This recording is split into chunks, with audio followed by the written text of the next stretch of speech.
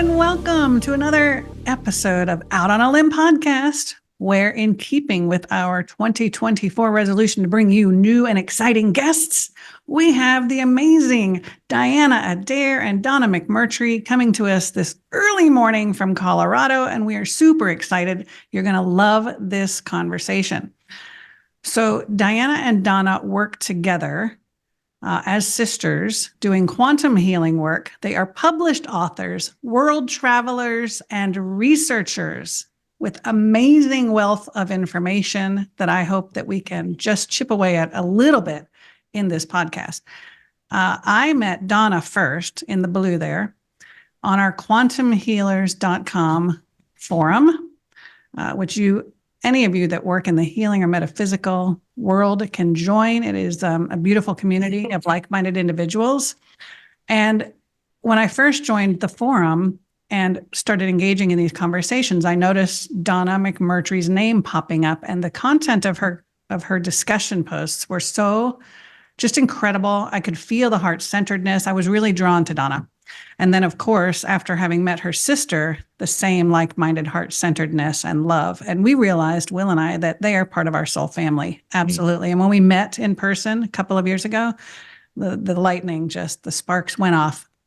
For sure. But the content of Donna's conversation that really sparked my curiosity, the very first post that I recall, was one about, because they live near Pikes Peak on a mountain, and have hiked and had interactions with Terra Beings, namely Sasquatch was the post that I remember you mentioning, and this conversation, this interaction with Sasquatch and other Terra Beings. And that's what I want to dive into first. However, but before we dive into the meat of it, why don't you give us a little bit about your background, telling us how you became involved in the metaphysical world, and were you always, did you always feel this spiritual inclination, or how did that all develop for you guys? Well, since I'm older, I get to go first. No, we were born into a very conservative religious family, conservative Christian. I'm super conservative. We looked like Amish. We were not Amish, but we looked like Amish. And so we were definitely not metaphysical. At first, we were always, though, thanks to religion, highly spiritual.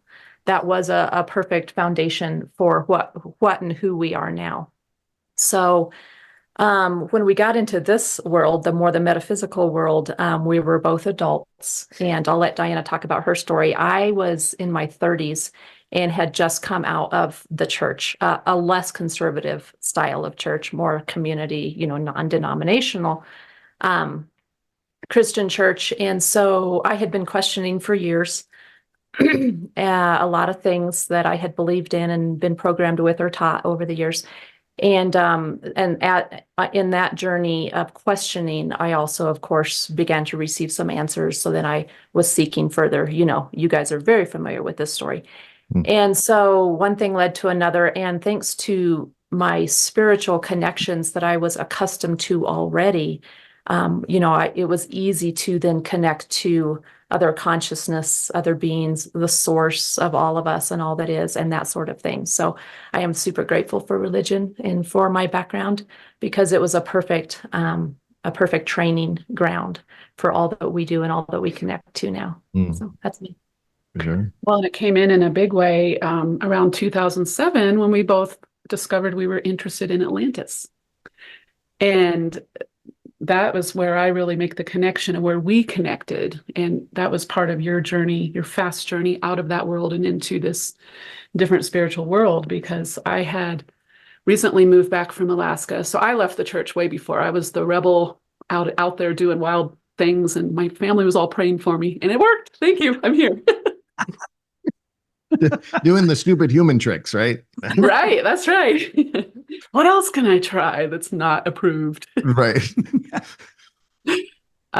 So yeah, I think I left that world when I was 17, and when I was 20, moved to Alaska and got all my wild years out there. But that's also where I reconnected with God, source, all that is, because I took myself down solo in every way. And for the first time in my life, when I was like, somebody help me, get me out of here, is when I felt that the love place, the God energy just fill my car. I remember that moment of driving from Girdwood, where I lived, to Anchorage, which was about an hour drive away, to go bartend, and asking for some sort of help because I was just at my bottom, and just felt the most absolute love I've ever felt in my life. Mm. And that's when that connection to the true source came in for me. And then shortly thereafter, I discovered yoga, and then I started reading spiritual books, and then I learned about meditation and energy and the chakras, and it was like, oh my God. Moved back to Colorado, Donna and I start talking about this, and she is also interested in these things. And so that's where we took it deeper, and really researching Atlantis is a big part of my spiritual awakening. I would say maybe for both of us. So it is interesting. I know that it's a family of 5, right? 4 girls and 1 boy, and you're all very close and live relatively close together. So I've met all except for your brother, and they're beautiful, beautiful family. But you two have a particularly close bond with the work that you do. Surrogate sessions for others, and bringing forth their higher selves, and guides, and fantastic work that we'll get to at the end. And so when you bonded over this Atlantis idea and all of that, did you immediately then start the research and the channeling to bring forth information that led to your book series? Or how long did that take? What was that process? So we immediately started the research, and then it was actually one of our friends that had watched the movie Interstellar. Mm. And had read some background on that, how many of those concepts, the writer of that based a lot of that information on Dolores Cannon books. Mm. And so that was then our introduction to Dolores Cannon, and then the quantum healing world. And it went from there. So yeah, we had been researching for probably less than a year before we ran across Dolores Cannon. Mm-hmm. And as soon as, we heard about her and started reading her books, and I can remember reading her books in the beginning, the energy of them, and this was true of many other authors and metaphysical books as well back in those days, but I could only be in that for a certain amount of time before it would be overwhelming and I'd have to put it down. Have you guys had that experience too? Uh-huh. Yeah, even with our current book, The Origin Story, we've heard from so many people that they fall asleep while they're reading it, or it's just so overwhelming in energy that they... And that's what I'm experiencing. So I, as you guys know, I'm the one that it came through, right? I'm the channel for it. Well, I never read any of it. I never listened to it. But now, because of the class that we're putting on, I'm having to immerse myself in the book. And so when I read the chapters, I even come home and I'm like, I read it, but it's like I might as well be reading Chinese at this point. It's like, it's almost foreign. It's completely like cognitively disconnected, but yet there's so much truth and so much depth that I just have to sit back and just like, what did I just read? Where the depth of this is just insane. So to me, it's mind blowing to actually read what I've channeled. And this is the first time since channeling that I've actually had to force myself to do this. It's a little difficult for him to read his own channels or listen to them. Yeah. And you may feel the same. So you were you going to mention something else? So one little thought that's rolling around in my head, and this is going back to the beginning of your sensations about Atlantis, kind of that formative stage. I want to take our audience kind of there for those that might be themselves experiencing some sort of vision or knowing or memory. For you guys, how did it formulate to the point at which you knew this was the truth? It wasn't something that was just a dream that came about, unless you guys were very already immersed in your dream state and knowing the truth in your dream state. Now, that's a different, I guess, sub area, but this is more for people who are getting this information now, but not really trusting it. Maybe thinking of it as they're making this up. This is just their imagination making this up. But really, the truth is really unlocking so fast for so many people that it can be very confusing. So I kind of want to start at that point, because I think that's so important for some of the listeners to understand that what they're experiencing now, there's a lot of truth in it, and they have to be willing to. So how did you guys learn to trust yourselves and what you were getting? Well, it feels important to say, excuse me, that it feels important to say that it was as soon as I heard the word Atlantis, much less anything about it, it was a fascination and then bordering on obsession. You know, where it just sucked me in and I couldn't get enough. And I would say for me, the learning to discern truth from not truth, which is ongoing. To me, truth is what my soul, my inner self, my whole self aligns with. So my truth can be different than Diana's truth or different than your truth and still be legitimate. That's my definition of truth. And so having a lifetime of experience with not truth, you know, having a lot of different belief systems and programs and things like that, both human and religious and academic and, you know, otherwise on and on, was such good training ground for then feeling into or sensing into what do I align with and what do I not align with. So the more that I was taught by my team and all the information they brought onto my path, the more that I began to discover this about truth, and I stopped chasing what is the one truth and started looking at what is my truth, what does my soul align with. Yeah. That is important. Thank you for that, because we try to share with our listeners and our viewers that discernment is critical and that there isn't one truth. It's what resonates with you. And so how can you tap into that and start to discern what's true for you? And so you, like many, had so much experience with what wasn't true. The other side that of the the coin. truth Yeah. became obvious, right? Well, and I would add to that, I love this topic. Just yesterday, I had a friend text me and say, how do I know if it's my truth or it's my fear talking? And so to add to what you said, a lot of what I've learned of how to validate my inner reality and therefore my outer reality came through therapy. So I, being a therapist myself, and when I was going through cranial sacral therapy school, that was another deep opening and clearing to that inner reality for me, where I did a lot of deep inner work and also started to tap into my body's truth, because my soul's truth is reflected in my body's truth. And so getting a clear yes and no through my physicality is so key for me to, you know, weigh everything against. And so like for me, a yes is I feel like an opening out from my heart, and a no is I feel a drawing in to my solar plexus. Mhm. And the other thing that I do either together or either one is this coming from love or fear, which is sort of a truth untruth too, slightly different, but it helps me in choices I'm going to make, things I'm going to say, of thoughts I'm having. Is this thought coming from love or fear? And so getting a baseline in my body for what that is. You know, love feels warm and expansive and expressive and vibrating. And fear feels bubbly. It's almost like indigestion in my belly. So that's been super helpful for me. And Will, to answer your question, you know, the dream state, or how do we start validating that Atlantis is real for us and that we were actually there?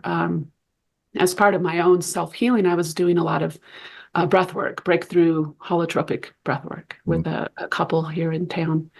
And that's where I had my first past life memory, which we actually put in our Atlantis books because that's where it happened and we were both there. And it was towards the end, this would have been 2012, towards the end of the session where after I'd gone through the whole process, which is very intense and also can be really amazing to clear us out at a cellular level, dropped into this, and it was absolutely real, visceral in every way. I went through the whole death process, and I was looking at her in that lifetime, and they were forcing her to watch me be ritualistically killed, and feeling the knife go into my chest, feel me take on her terror and trauma, and get to clear all that out, and then put that in the context of what was happening in Atlantis during that time period. And I mean, you can't make this stuff up. I mean, I can just now talking about it, I feel that clear as day. So it was experiences like that. And it really came through connecting more deeply, embodying, getting into my body. Because I always wanted to get out, right? I wanted to be in my upper chakras and I wanted to go out there. And it's been so much, and it continues today, of going in to go out, right? Going into my heart. Yes. Yes. I'd like to make one more point about how do we discern between what's, quote, real and unreal for each of us? What is our truth and what is not our truth? And that is, we are trained in this physical world to use our senses to detect what is, quote, real or unreal, right? Mm-hmm. What we are not told is that we have an equal and related set of inner senses. So, our outer senses are mirrored with inner senses. And once you know that and then begin to pay attention to and use that, and that includes using your body to sense, to feel, to do all the things that our beautiful bodies are designed to do. That is for us, for both of us, really the key of what is real and what is not real in the inner world, as well as in the outer world.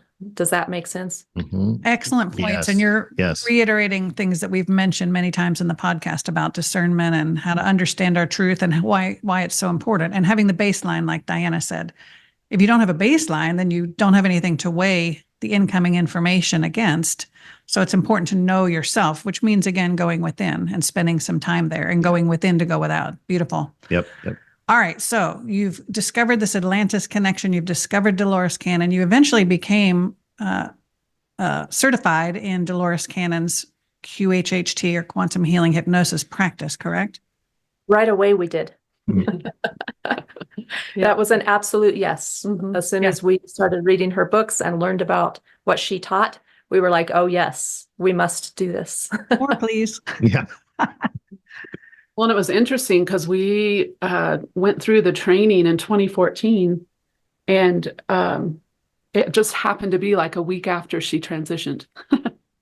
They had put her class online very newly. Yeah. And just the timing of things. It's very interesting. Wow. Who led that class?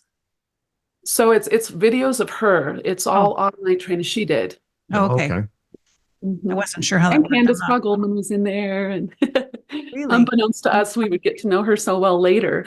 Right. Right. Funny to think back of watching her, and we were connecting with her as well as Dolores in that class. Yeah. And so that eventually led you to Candace's platform, Candace Carl Goldman, thequantumhealers.com. And that's where we all met. And and we're all connected to Candace and our big soul family. Mm-hmm. Beautiful. Okay. Well, that was a great encapsulation of who you are and where and how you came to do all of this work. And we're going to get a little bit more into the Atlantis book, and I'll show those in a minute. But let's get back to what I alluded to in terms of the Terra Beings, because we're really, in fact, in our origin story class, we're on chapter 2, which are the Agarthans. And so Donna, and I know Diana has had your own experiences, so both of you chime in here. And in fact, I have to give you a plug because Diana is incredible both of them are incredible on so many levels. But Diana, who y'all both worked on Pikes Peak, you've been raised in that area. You've run the Pikes Peak Marathon too many times for me to even know how many. Contemplate. I mean, like, it's hard enough to run a few miles, let alone a marathon up a freaking mountain that's how many? 14,000. 14,000 14,000 feet. Yeah. Holy cow. All right. So you've had a lot of interesting experiences out in nature and on the mountain. So tell us about those and maybe your first encounter with these beings. How did that work? Well, you can talk because you had your experience on Pikes Peak first. Yeah, there's this trail. So first of all, we live on kind of the back side of Pikes Peak. If you consider Colorado Springs or the Front Range, the front side. So we get a whole other view of it and experience of it. And there's this trail that I love to hike. It's called Pancake Rocks and also has Horse Thief Falls, a waterfall, and all this stuff. And as soon as I knew anything about Sasquatch, who I'm now going to refer to as the Terra Beings, but I do want to make clear we are talking about our normal word is Sasquatch. In one of my very first conversations with them, I knew Sasquatch means wild man, it just always felt derogatory to me. So I asked I thought them, it was a step up from Bigfoot, frankly. It is. Yeah, you're absolutely right. Which, before you start, let me show this. Oh, yes. Yes. I hope everybody can see that. Believe in Bigfoot or you're wrong, right? So that speaks to this dichotomy that we're in right now. You either believe like I believe or you're wrong. So that cracked me up. I had to get that. I have a sticker. I don't have it to show, I don't think, but it also has Bigfoot, and it says, "We don't believe in you either." Right. That's awesome. I love that. Yeah. So he just prefers generic Terra Being. Is that correct? So I asked them what would be a appropriate term. What would you guys call yourselves if you used words? And they said Terra Beings. Yeah. And it made so much sense to me because they are older than humanity is on this planet. As most of you know, Gaia and Terra are older names in different cycles for our planet Earth. And so anyway, Terra Beings. So I had kind of touched consciousness with them in the different stories in Dolores Cannon and other people's books and in articles and things like that. And I knew I felt a strong connection with them. But this one day on Pikes Peak, I had had a knee problem, an issue in my right knee for years. To where it made it really painful to hike, which I love to hike, and trail run, which Diana drags me along on her training for Pikes Peak. No, Want to get her up there someday. it's a privilege. I love that she allows me to come on her long hikes and 14ers and all that kind of stuff. So, I had connected as soon as I got there. I could feel my consciousness kind of go into an alternate dimension. It feels a little bit like being in session. And I felt them very strongly. And I had, since I learned about them, felt them very strongly on this trail. I still do. Every time I'm on this area on Pikes Peak, Pancake Rocks Trail, I just think of them and I feel their presence, and it feels super easy to connect to them. And so this one day, they were very present, and I could see them with my, third eye. I could see visions of a bunch of them, gathered in the space. And so I just started talking to them telepathically, and it was very easy. It was just this conversation that flowed. And I wish I could have recorded it, because this hike it's 7 miles round trip, and it's pretty up, it's pretty big elevation gain. So it takes me about 3 hours at a comfortable pace, plus sitting at the top, for a while. So it was 3 hours of intense telepathic conversation. And, long story short, they were like, "Well, what's wrong with your knee?" when we're talking along, and I was like, "Yeah, I don't know. It's just, I've had this for a long time." They were like, "Well, why don't you heal it?" And I was like, "Well, Okay. I would love that. that's a great question." Yeah. And some of these questions they would ask, it was very shortly into the conversation that the answers were so long in words. I just said, "Can I just open my consciousness to you so you can get the answers, so you can feel and experience, so I don't have to put all this stuff into words?" And they were like, "Yeah." And so that was much easier to do that. And I felt totally safe to do that with them. I would not do that with all beings, but with them, it felt so safe. So they started flowing to me one healing method, the primary one they use, which is to use earth energy. They were like, "Well, just ask, earth to work with you, and you're only going to be able to withstand about a drop of the healing energy the earth can give." And so anyway, they led me through this whole thing, and I have not had a knee problem since, like it was instantly gone, instantly healed. But we talked about so many things that day, but that, of course, was the most impactful in my life, was this complete and total healing of my knee using earth energy. So yeah, that was beautiful. And then another primary encounter with them is Hara Kritsiki, who is on our Quantum Healers Forum, I don't know if she still was doing a series of YouTube sessions with different elementals. And so she asked if she could put me under in a session to connect to the Terra Beings. And I said, yes, of course. And Diana was present too. Mm-hmm. And that was fun. She asked some cool questions, to them through me, just about them. And I don't know the name of that podcast, I but think it's called Sasquatch, because she had almost like a fantastical creatures and beasts series, dragons and. Oh, right. And does she still have her YouTube up? I think so. Yeah. I'll add a link to that. I think that she called that one Sasquatch, communication with Sasquatch or something like that. yeah, I think so. And you connected with two different Terra Beings. One was older and one was younger, and it was amazing. All the sharing that came through, and Just that experience. Yeah. And so, Diana, have you had your own interesting experiences that you'd like to share? I have, two of them popped up to the surface of my memory. When I got your email, I was like, oh man, what was that thing again? So I went to bed last night and asked my team, like, please help me remember in the morning what would be valuable and helpful to share. And sure enough, they do. And so I had probably my most physical experience with them was I was in Mount Shasta in 2020 in May. So right after the world had shut down, and I went to visit my friend in Ashland, Oregon, and we drove over to Mount Shasta because we wanted to camp and do ceremony. And I swear to God, entered a different dimension because we had the entire mountain to ourselves. Like, I don't know if you guys have been there, but it's like landscaped for camping. And it's awesome because all the fire rings are like heart-shaped and spirals, and there's medicine wheels everywhere. And I mean, it's just like, Wow. Everyone's spiritual, come here. Except we were the only ones. I mean, Wow. Literally, it was unreal. Well, I think at the very beginning of 2020, people weren't even camping yet. They were too nervous about what was going on. Yeah. Yeah. So it was blessed, lucky for us. And I was sitting, so we were doing ceremony, and I was just sitting and being with the trees. And I was starting to see the communication of the trees, this energy between them, all these shapes and patterns and colors, and it would change as they were communicating with one another.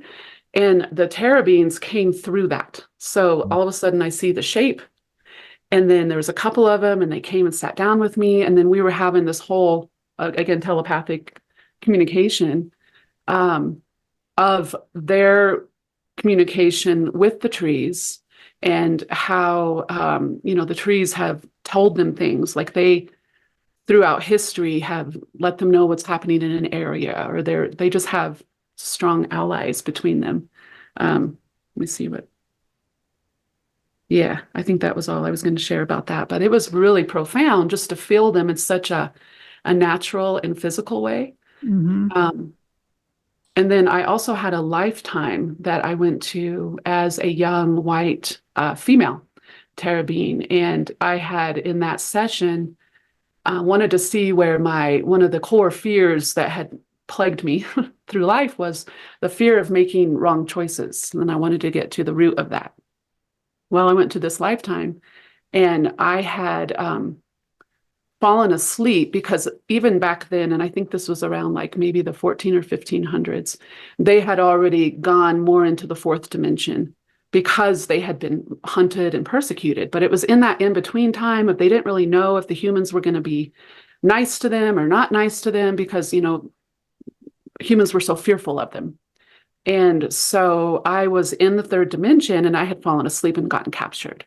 And just the shock of how I was being treated, but also knowing that I was going to die, they were going to kill me, and the just absolute acceptance of it, this just is part of it. So there was no fear around death in that.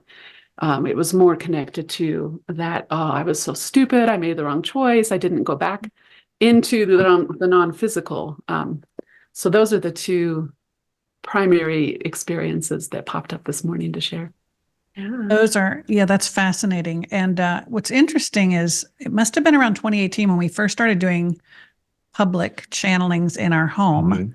And we had a lot of spiritual workers and people who could sense and see things. And there was one person there who said, you have this being who's walking back and forth across your back porch, kind of like a guard. And he's hairy. He looks like a Sasquatch or a Bigfoot type of thing, but not as big, and just walking back and forth. Like, oh, that's interesting. And she, I think, was a little bit afraid of it. Yeah. But we since learned that his name is Echo, and he's a protector.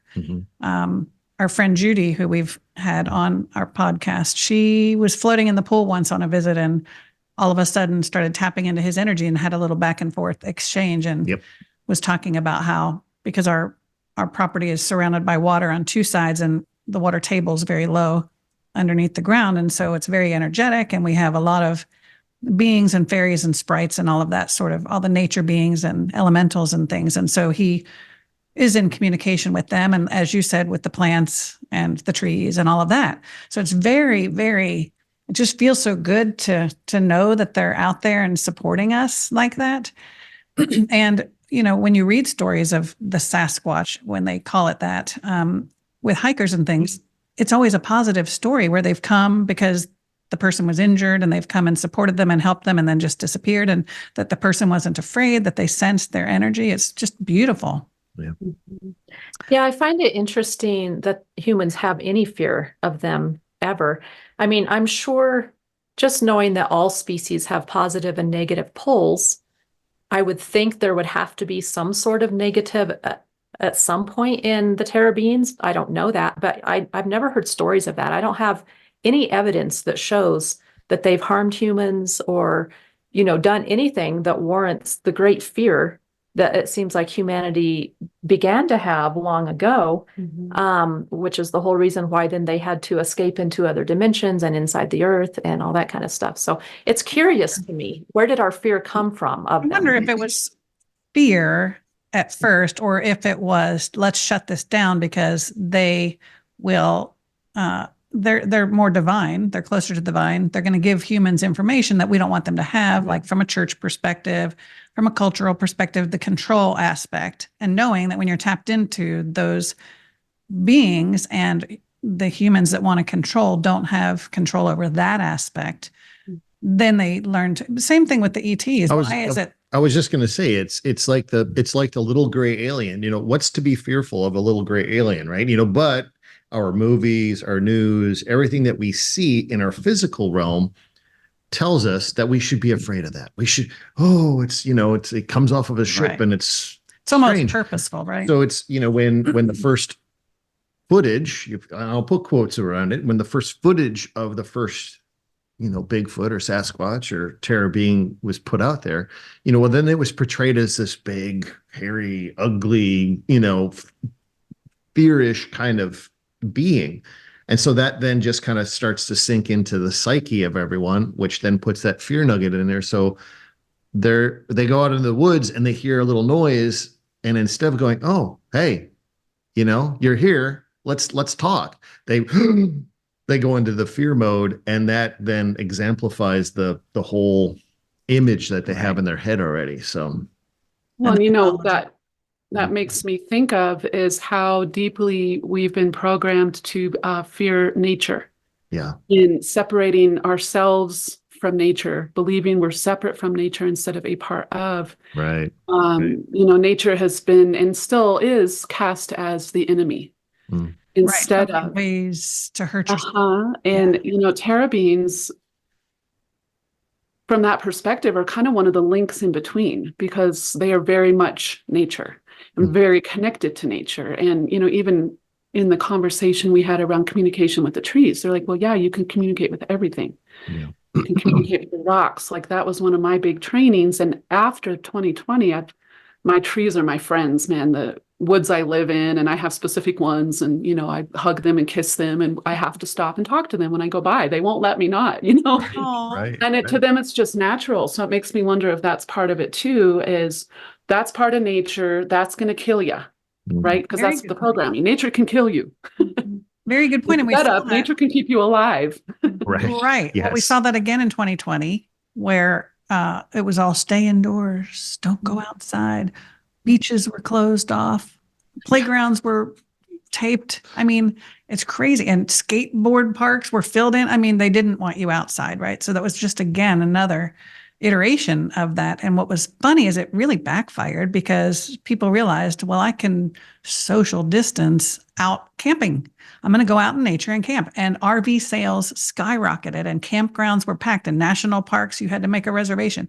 It was booming after your experience, I guess, when you were by yourself. But after that, it just boomed. And so I think a lot of people started understanding they had a lot of free time too to explore it, and nothing to do. They're laid off from work or whatever it was. So they go out and explore nature. So I think all of these things that are, all of these things that they're trying to do are backfiring and, you know, having the opposite effect, which is purposeful. But we don't want to get off on that tangent, right? All right. Well, nature always wins, so I'm going to align myself with nature. That's Correct. the way I think of it. Yeah. The truth always wins too. The Yes. ultimate, the truth of the oneness and the energy that created all of us. All right. So the other juicy piece of stuff that I want to delve into is the other conversation that we had when you guys came to visit. And you alluded to, and I don't know how much you're allowed to share with us, but share to the greatest extent possible this idea that humans can be taken into the realm of the Agarthans, the inner earth beings. So we're going to move from Terra Beings to inner earth. And Unless there's more that you need to, or the bridge. Yeah. If you want to bridge that for Mhm. us and how maybe that bridged for you, your experiences in inner earth, whether it was meditative or physical or whatever. And when we channeled for the book, the second chapter, the Agarthans, they explained to us that humans can be taken into their realm, special circumstances, not everybody, but there are portals on the planet where we've read stories of people disappearing and turns out they've gone into the inner earth and sometimes they're never seen again. So there's certain circumstances and things. Anyway, I'm not an expert. You guys know more, and I want to hear from you all about what your experiences are and what you're permitted to share. Well, so Terra Beings to inner earth is a perfect bridge because they are one of the many species that live inside of our planet, quote unquote inside. And I say that because it's all dimensional. So the more inside the earth you go, the more you're going to change dimensions, fourth, fifth, and the species, the different, you could say races or types of beings that inhabit this planet, are the, the ones in the very, you could say center of the earth are going to be fifth dimension at least. So where shall we start? Well, there's also pockets within the earth. You could see it as the center, which is normally what we would refer to as Agartha. But then there's also like cavities or pockets inside the earth, like Telos underneath Mount Shasta is one of those pockets where the Telosians come from, and different other ones I'm sure you've talked about on here before. The Terra Beings tend to move in all those areas as far as what the information that we've received. We haven't actually talked much about those pockets, but would Antarctica be one of those pockets as well, or is that something different? Antarctica, the North Pole opens right into the inner Earth. And the South Pole. And the South Pole. That's why they're blacked off on Google Earth. And I haven't heard so much about the North. I've heard a lot about Antarctica. Well, and explorers, I don't remember the name of the guy. Admiral Byrd. Admiral Byrd, thank 1947. you. You can look that up. I'm sure you guys have. Yeah. So has been explorers. His adventure is the most famous one, but there's been several explorers who have accidentally ended up from the poles inside. But knowing that it's dimensional, our frequency has to be a match for us to be able to enter those different places. So we could, any human could go to a certain frequency or level, but then no further. So it is entirely based on our level of consciousness. Yep. That's a good way. We call it dimensions or frequencies, but those are all analogous, right? With what level of consciousness are we able to hold and for how long? Really, because we blip around between them, right? Like we call it the higher self, but like how many levels of that higher self of our multidimensional being are there? So in other words, yes, the portals and the entrances that are all over the planet do exist, but they don't do humanity any good until you're at a certain level of consciousness and can come and go from different dimensions. Which is also why most of the militaries of the world cannot access it. Now they're still trying, and there's been a huge increase in their attempts since about 2017.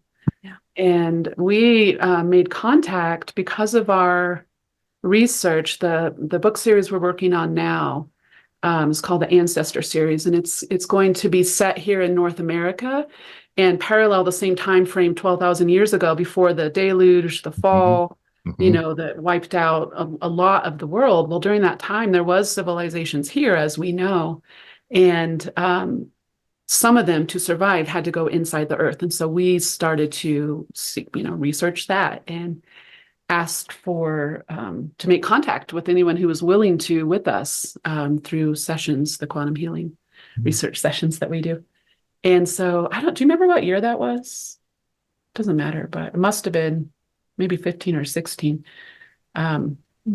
That we were actually down at Ojo Caliente. It's always around water. There's this huge water connection. Like we birthed the idea of our Atlantis books in a hot springs in Colorado. And it's just seems like all of these major connections and contacts we've had have always had to do with water. And Ojo Caliente is this amazing hot springs down in New Mexico, about 4 hours from here. That we've had a lot of other cool experiences there, like getting to talk to Jesus and there's major PowerPoint. Yeah, you look at water though. I mean, water is in and out. So it's the consciousness, it's the fluid consciousness of the planet. So it's continually cycling through, right? That's true. So when you immerse yourself in it, you're not just sitting at the beach. Everything. You're going back in time. You're going back millennia throughout this planet's history and just being absorbed by that knowledge, being absorbed by that, you're absorbing all of that into your consciousness, into your field. But like you said, unless you have the access pass, right? The access level of consciousness to be able to connect to it and then decipher it. That's where it gets interesting. It's what we're all trying to achieve, is a point of consciousness where we seamlessly can blend and receive all of this information, but not everybody has the same access level, so. Which is reassuring, to be honest with you. Yeah. Because when they find crashed UFOs or different things like that, and they're trying to, back work the technology, they're just not going to do it. They're not of the consciousness that can understand it yet, which is a good safety precaution. Stop. Well, and another interesting thing about the inner earth beings is we have both begun to question and gather more information about a lot of what we would call extraterrestrial craft and information, and even some species is and can very well be intraterrestrial, because they also the inner earth beings also have very advanced technology, of course, and very advanced, healing abilities and forms of government and all these different things. And in fact, I wonder if they are not going to be a big piece of teaching us, the surface species, the surface humanity, how to improve, maybe even before extraterrestrials. I don't know. That's just a guess. That's not information I have. It makes sense to me that we have so much already here in and on our planet that we have not explored widely in the collective or, have not become aware of yet. It just makes sense to me that we would first begin to learn from and utilize what's here already before we would have need of ETs coming from other planets, although that's interchangeable because there are what we would consider ET species also inside the earth, and they come and go all the time. And they, basically do with the inner earth beings what they used to do with the surface beings, with interacting and, helping each other out and visiting and all that. So, well, and it makes sense then too, that once our level of consciousness raises to the point that we can conceive of those inventions, let's say, or that technology, then we can utilize it. Like if our consciousness is not that level, it'll be gobbledygook to us, Exactly. Still, so that quartz crystal, that polished quartz crystal that you have sitting on your shelf, well, it's just a quartz crystal, but there's so much technology that's in that quartz crystal that until your consciousness can perceive it and unlock it and utilize it, that's I think what we're talking about. I mean, giving a caveman a cell phone. Right. It's a brick at that point, to the caveman, unless his consciousness is high enough. Yeah. But I think you're right. I think you're on the right track, Donna. And I think from what we understand from the Agarthans, it's all going to be kind of at the same time. All of this is happening at the same time, and they are going to start coming to the surface more to teach now that they know that we're receptive and to assist, and that their energy is working with Gaia's energy. So there's there are three energies. There's the energy of humanity's consciousness. There's the consciousness of the planet and the consciousness of these Agarthans. And all three work in tandem and in harmony to help us evolve. So they do have a very active role in our evolution, even if it's not direct interaction quite yet. But they did say they could cloak themselves as a human to come up to the surface. But they also I think they're very unique in how many different forms they can take. Because when Will would channel them early on, he got this visual of, what was the rock guy? I don't watch the Marvel movies, but the one that looks like the rocks. He got this image of that rock. And they told us in the book that they can look like a rock. They can look like the earth structure, whatever that is, a mountain or things in the earth. But they can also obviously take other physical form. Well, and to understand that many of the societies in there are advanced humans. You know, the Mayans, a lot of the Mayans are in there, a lot of the Atlanteans, a lot of the Lemurians, as well as all the other ancient advanced societies that we haven't put labels on. So many of the beings that we've interacted with that are in Inner Earth, they look very different because they are very different species and, you know, different mixes of ET genetics, just like we are different mixes of ET genetics. So, but so many of them are human. You know, they consider themselves fully human. They're just ahead of us. Well, and from my understanding, part of the inner senses Donna was talking about that sync up with what we know as our outer senses is, you know, to manipulate, like we're visualizing and thereby creating, right? We're starting to understand that a little bit, but to manipulate the elements. And so to create different visuals as our brain can conceptualize them and then perceive them. So I wonder how much of that's got, you know, in my mind, that's what they're doing, is they're able to interact with all the different elements that we're not quite there yet. You know, like I can't make a rock soft yet and move it over here, for example. Right. But that's starting to come online for us. And so, yeah, we've received very similar information in our channelings, and that, you know, like a lot of the ET races, it's the no interference law, and that we, you know, we're on our own evolutionary path. And so them interfering too much will mess that up. And I mean, that's the fun of why we came, right? This journey that we're on. And so once we get to a level of where we can interact with them more, then they will start coming to the surface. Well, and I firmly believe that Inner Earth beings have been increasingly on the surface and interacting with us. And, you know, that could be a beautiful bridge to us learning from them is, what if we already know one? What if, you know, I mean, imagine, what if that happened? What if they, you know, then started revealing themselves of, oh, this is who I am, or this is what my background is. And because we know them and trust them already, now we're willing to go to that next level. Do you know what I'm saying? Yes, And yes, I don't mean so much us personally, I mean in governments Yeah. and in militaries. You know, what if they're already in place? And what if that starts to bridge to us accepting their information, their technology, their assistance? Well, they are. They already are. Oh, I'm so glad you brought this up because the last channeling that we did over the month talks about our fail-safe with regard to disclosure in terms of the non-interference. So if you haven't listened to January's channeling, go back and listen to that because they talk about we are on an evolutionary path of ascension, a particular timeline, and that's not to be interrupted. It's going to happen. So if they have to intervene, they will for that. But getting to your point about the disclosure. So they've told us, our guides, we've talked to a number of different collectives and councils and guides, and they've mentioned for probably at least a year now in various settings and various groups that disclosure is not what we think it's going to be. It's not going to be the government going, yes, they exist, and yes, we've been working with them. It's not coming from government, and it's also not going to be them just landing. Ta-da, As fun we're as here. that would be. I mean, you know, come on. Because that would scare the bejesus out of everybody, and they can't have that.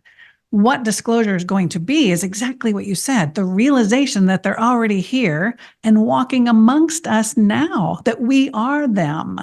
And so they told us that you're going to start seeing the overlay of, like, we understand that you have 2 strands of DNA that are primarily active when you come into a human body. So you're going to see what that is. Like if I'm a Lyran, you'll be able to see the Lyran overlay on me or on you or on somebody else.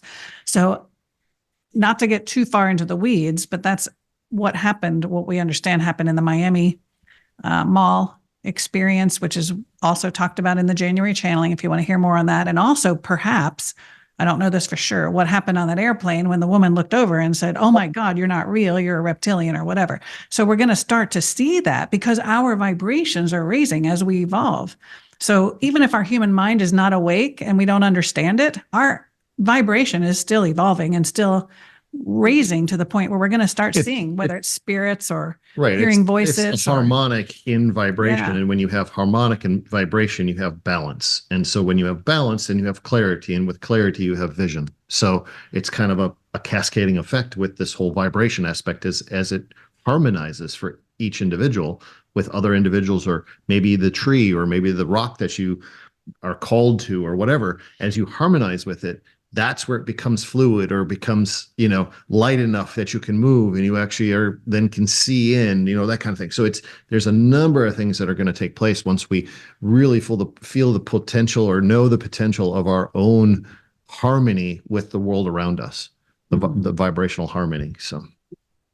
Well, and they were this morning, the team was talking to me when I was driving here, that our Inner Earth friends, and saying that, because I said, what's the why?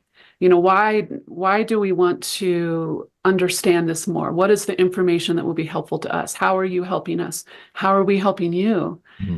And then the thought popped in, well, we are you. And I just laughed. And so I'm like, so you're saying you are us and we are you? And there's like, yes.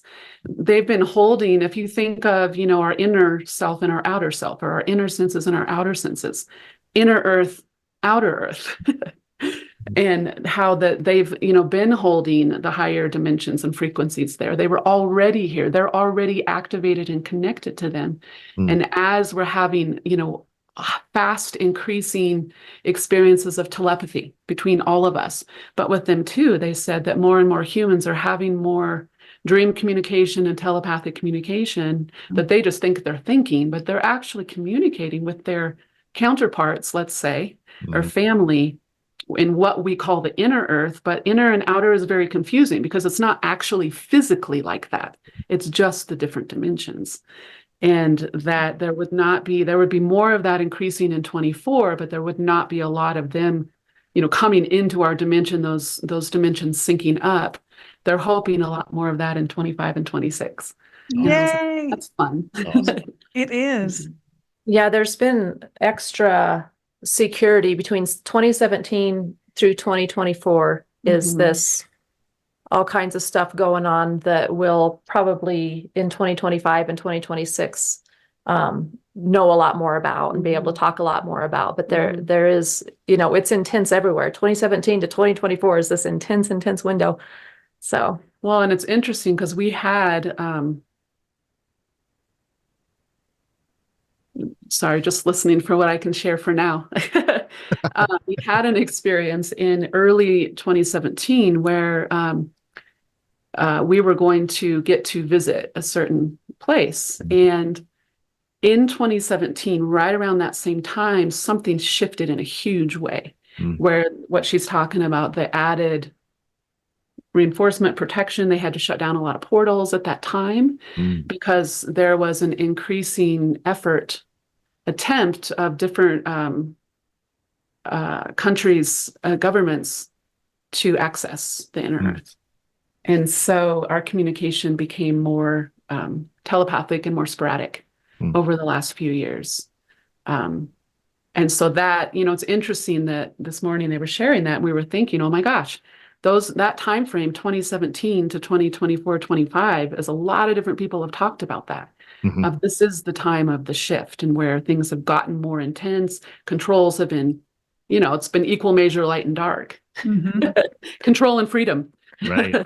Well, in 17, 18, and 19 was I think looking back, we might consider that the most concentrated effort to waylay what's now happening. You know, that was like kind of like the last, like, throw everything at trying to change this shift from or keep the shift from happening, trying to change all the factors that were going to, you know, make that happen. So I think, you know, the time will come when we'll look back at 17, 18, and 19 when we understand what all did happen. You know, I think we'll be like, wow. Yeah. I'm looking forward to that full disclosure on that level. I just want to know. I guess that's my left brain. Yeah. Runs rampant. Well, and I'd love to speak to what Will was talking about earlier with all these senses coming online, expanded senses. We sometimes call them higher senses, but really that just means expanded senses, right? And as people begin to, as the listeners and the viewers even here today begin to maybe have this happen, whether they're hearing things they've never heard before, seeing things they've never seen before, you know, feeling energies, all that kind of stuff.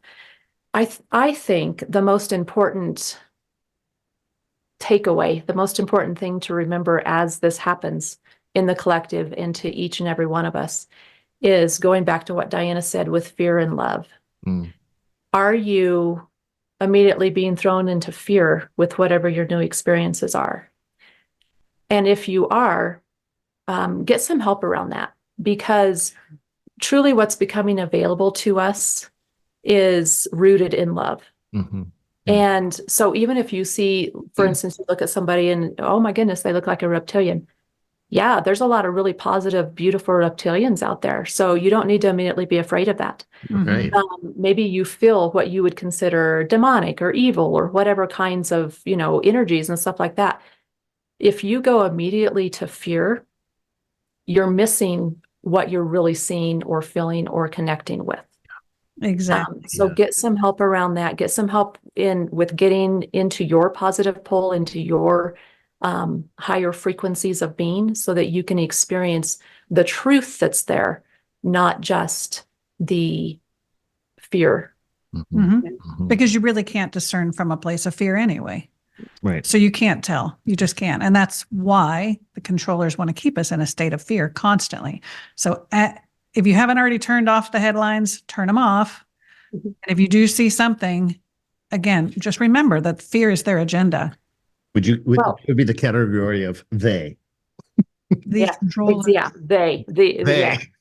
The big Which they are we talking about? The other thing that I would love to see shift is the morphic field around the word disclosure. Yes. You know, we tend to think of disclosure as all the horrible things everybody has ever done and hidden, right? That's in power. Yeah. Why does it have to be just that? Why can disclosure not be all the things we're talking about today? The beauty that exists out there, the higher beings that really, really want to support us, heal us, teach us, connect with us. You know, and I know a lot of us see disclosure that way, but there's also, in my experience, a mass majority that hears the word disclosure and immediately goes to all the horrible things our governments have done. I knew because it. they- They hid all this stuff from us. It's kind of like the morphic field of conspiracy theory. You know, I feel like it's an implanted word that's already programmed, that morphic field, for us to like shift it to this way, the negative instead of the positive. But if you break the word down, disclose, it's actually to open, expand, to present. I mean, it's the reason why people go to a NASCAR race or or a race car race, because they're not there to see the cars go around in circles. They're there to see them get chaotic and get in a wreck. That's what humans like. So the drama. They like the drama. And so if you got to keep the drama going, but that cycle of drama, the word disclosure, or the word, what we were just talking about, I just lost my thought. But the context of those words, as you're saying, the bubble around them is that we're wanting to see the chaos in it. We want to see that as a human. Well, we assume that it's going to be chaotic and yucky, because you assume that your government is protecting you by not disclosing this stuff. I mean, that's been the thought process in the public, I think, that, they don't want to tell us because they know it'll make us afraid, and these things could be harmful to us. And so we need to protect humanity from knowing this. And so from that aspect, then if it is disclosed, then it must be scary and bad and ugly, or they would have already told us about it. So, yeah. And, Yeah, those are all beliefs. So as you're saying that and changing that morphic field, what would be, if you could provide a word or two or a sentence or two to our listeners, what can they do to begin to change that morphic field around certain words? And there's a number of words we could probably list out all day long. a lot of hijacked words. Right. But just these particular words that we're talking about, how do we find that in our, daily activities of being able to change that vibration around us so that we can start feeling the different field that is actually presented before us? Well, what you focus on, what you think about, what you listen to and watch determines your frequency. And if your frequency is in all those negative parts of disclosure, you are not ever going to get to experience the beautiful inner earth beings and places. You are probably not going to connect with the beautiful, very high dimensional angelic beings and ET beings. So as far as words, you think of words while I finish this thought. No, I'll help you think of words. So she's already got some, I can tell. She's like, I've got 5. But I just want to make this point very strongly. I went through a period of curiosity too, with all these rabbit holes and all this information, all these train wrecks, all these car crashes that as you're alluding to, Will, we just can't look away from. But we can. We absolutely can. Yeah. And where my focus is, there is all of my energy too. Yes. And I do not want my energy to be in those places and on those subjects and in those things that have already happened, even if they're still happening, unless I have direct access to change something with that. That's not where my energy needs to be. And so I have now made disclosure about, learning the beings that live in Earth, learning about the ETs, learning about the angelic realms, learning about all these things, communicating with them, learning from them, making that connection. And the more that I place my focus and my energy on higher frequency things, the more I get to connect to all of them and learn from all of them. And it impacts my life and my reality. My reality is very, very different than the average person that I have conversations with. And it's directly due to where I have chosen to put my focus and my energy. Yeah. That's fascinating. I want to hear what you have to say, Diana. I just wanted to interject real quick. Again, in that January channeling, we talked to a collective of all ET races, and they said, humans are so unique that you can actually change your reality. They said it. You can see all of this chaos and you just decide you're not going to focus on that, and it no longer exists for you. You have a different reality. It's exactly right. Go ahead, Diana. And that is what we've been doing since 2020. As you guys know, the many stories of us traveling all over the world when the world is, quote, shut down. Shut down. Yeah. Not wearing a mask when you quote, can't go anywhere without one. Right. Right. So yes, I would say I 100% agree with that, because that is my experience, has been and is and will continue to be. Correct. It will create the reality I want to live in. And if I'm seeing things I don't like out there, I get to change my view. Because to what Donna said, what I focus on is what I create. Yeah. And so, if I'm creating something that doesn't feel good, what am I focusing on that's coming from? And this is not woo-woo. it's just- Tony Robbins says the same thing. Where attention goes, energy Totally. flows. Yeah. Just the bottom Yeah. line. Yeah. I was just thinking back to I wrote down entertainment, and I was thinking I think it's the movie Gladiator, where he's like, are you not entertained? And when you look at all of this, personal reality, co-creation of reality, it like a big stage that we're all actors on, right? As we know, we're making our own play. Yeah. It is entertainment. Like, we're very entertained. We love our reality TV, right? So much so that we sometimes can't distinguish between the two. Yeah. And I think that's part of our training. Yeah. Yes, we are creating all of it. And to me, disclosure has already happened. It's been happening. Yeah. There's the governments have talked about it. The news have talked about it. And yet we're still waiting for, what are we waiting for? Right. And anybody watching this channel, like, we're already doing the work. We already have that awareness. Right. So, disclosure is to me continuous. As I seek more information, the information comes. It's the law of attraction, right? Like we're always going to draw in what we're focused on. So I kind of like, instead of disclosure, entertainment. Oh, this is for me to be entertained. That's right. Why not? Because Yeah, I love it. I mean, as you're saying that, it really paints a different picture. It's like disclosure really is personal, and the more you become aware, that's disclosure. I mean, prior to 2015, when this all started for myself, did I know there was a spirit world? Did I know there was angels I could talk to? Did I know there was this and this and this? No. But over time, things have been disclosed, and they've been put on my path for my entertainment, to grow and expand myself. So it's how you reframe or how you reprogram the language, and for yourself, not anybody else, but for yourself. And that's a solid connection there. Well, yeah, I know for us, this has been an ongoing thing of anytime we get information through channeling our sessions, our dreams, then we will say, I want more, and we'll go to a book, often the book we're reading, and open to the exact thing that gives us more information.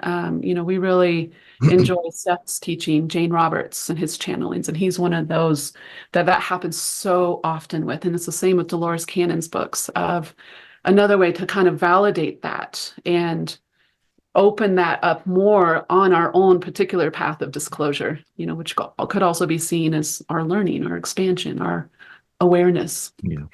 Yeah. Bibliomancy. We've talked about that on the podcast, and also videomancy, which Candace loves to do. She'll go to Dolores Cannon videos and which one do I need to know, Dolores? And go right to the right one. Yeah. I think it's just honing our attention and our choice, and for me, it's taking my power back, because when I have the view of, oh, the government's doing this to me, they have this power control over me, or they're trying to do this to me.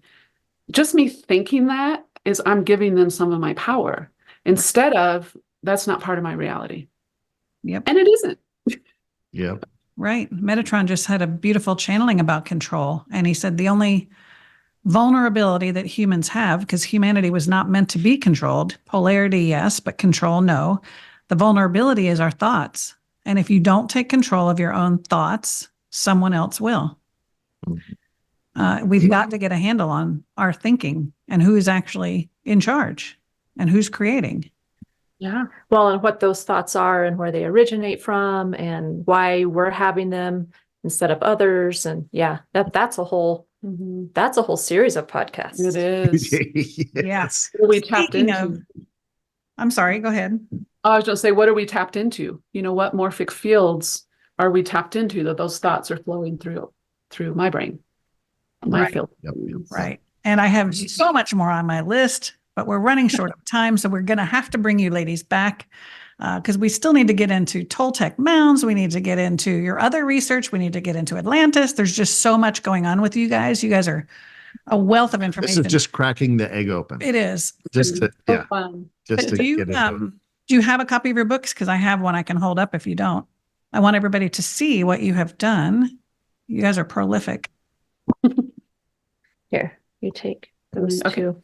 So this is book one of the Atlantis series, which is fiction, quote unquote. And it's a trilogy. So Diana has book 2 and book 3.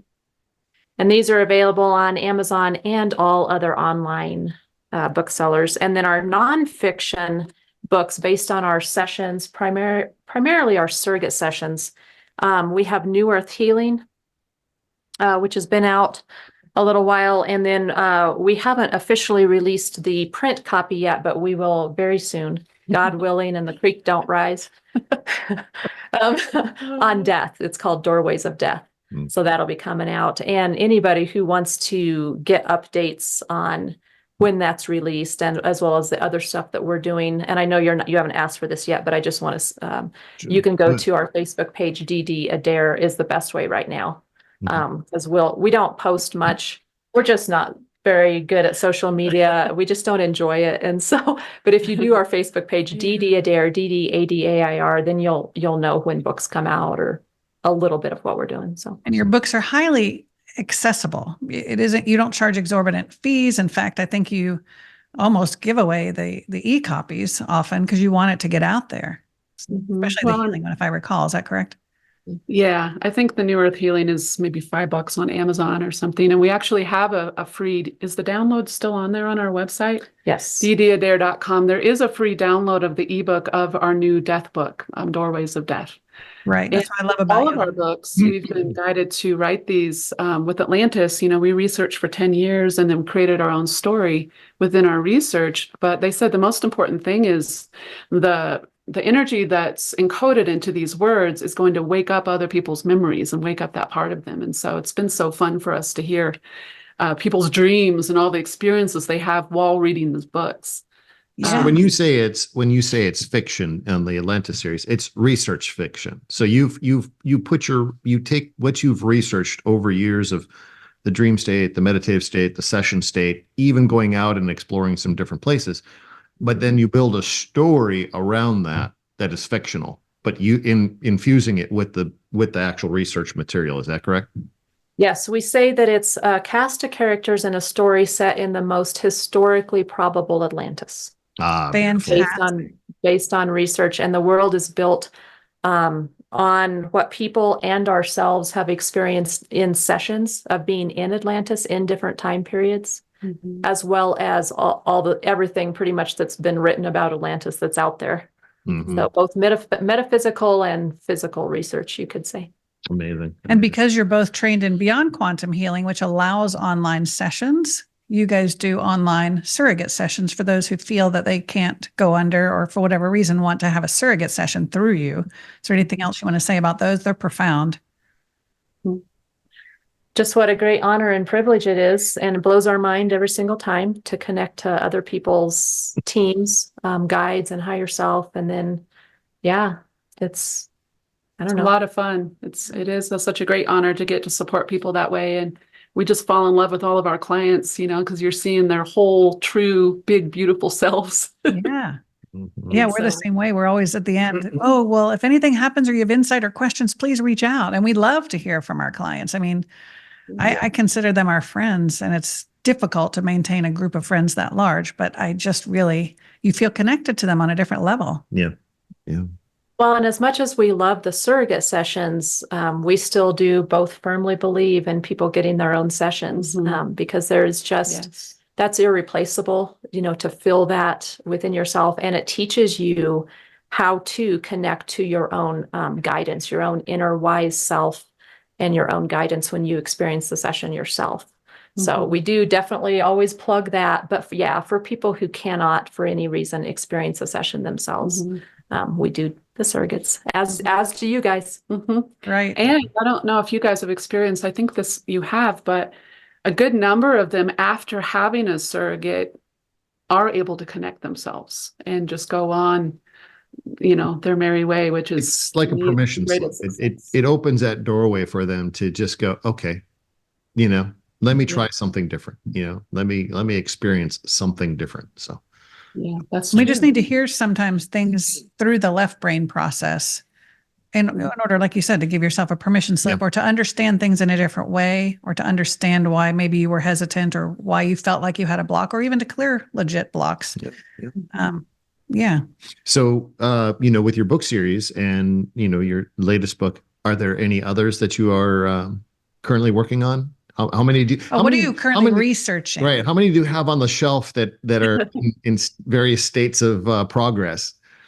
So the next fiction series Diana touched on earlier, the Ancestor series, and book one of that is going to be set on the North American continent in the time when the Terra Beings did interact with humanity and lived on the surface, in the time when many of the species that are now inner Earth beings were also coming and going and living on the surface, when there was two basically branches or strains of humanity, as well as the giants that roamed the earth at that time, and all the prehistoric animals. And the pyramids that were on this continent, and on and on and on. So we are bringing together all of that research into book 1 of the Ancestor series.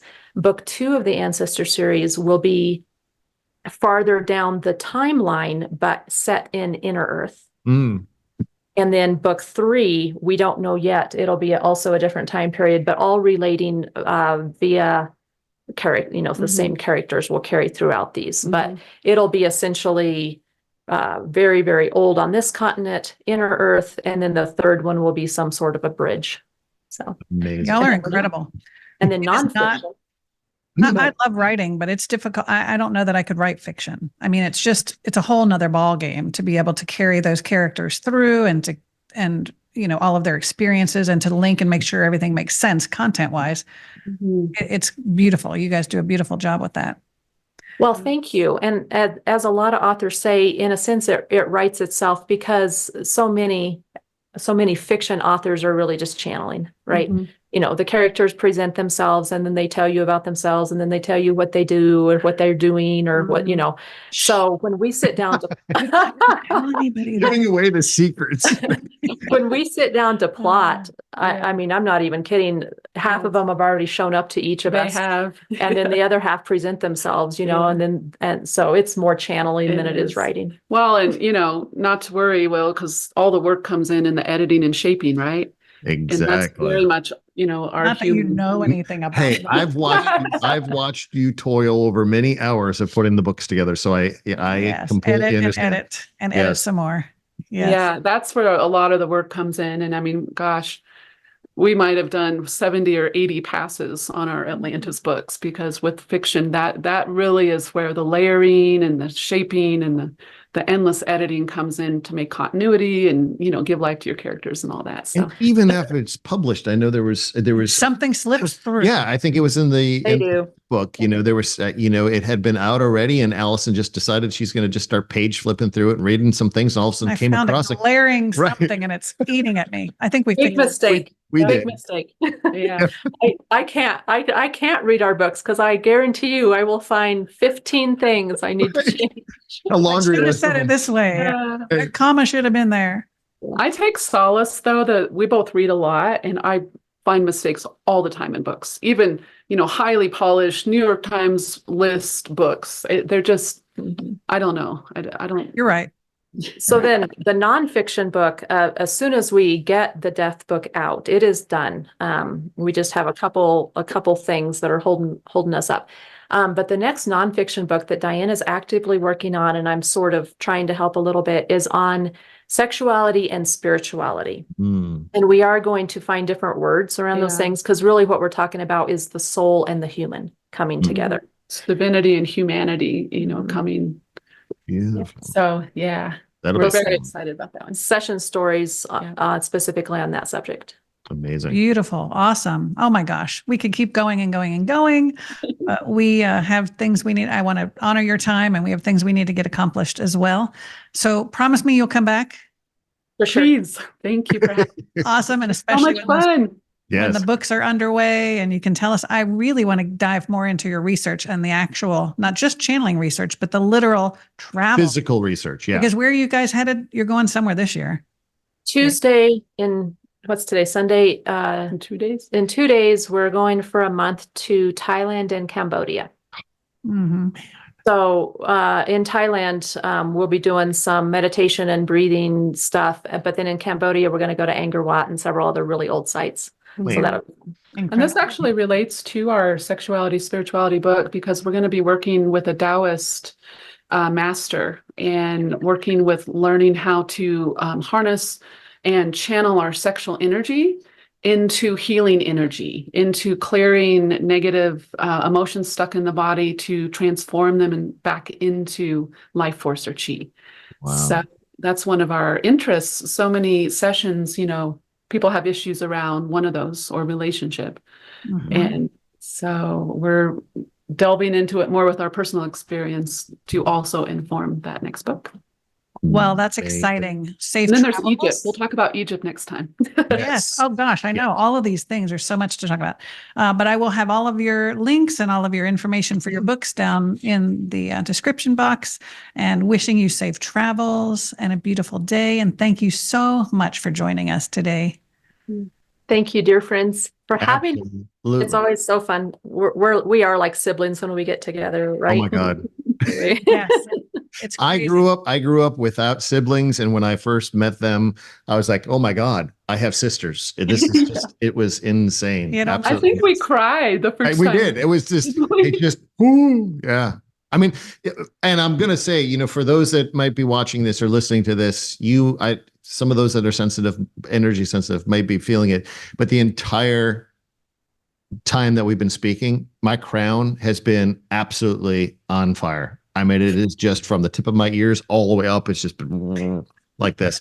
And I know the authenticity of our conversations with you guys are always so high. It is just amazing. It is absolutely amazing. So, And I do want to mention to our audience, you obviously see that we're missing Samantha, our lovely third host here, and trying to get 5 people to coordinate schedules for this important interview that we really wanted to get out before you started traveling again. It was just impossible. So our heart is with Samantha. She's here in our hearts, and we miss having her and letting you guys meet her. But I wanted to explain why she wasn't present. She's still with us. Yep. She'll be on the next one. Yep. So no worries. And thank you guys again for joining us for this episode of Out on a Limb podcast. Until next time. see y'all. Thank you.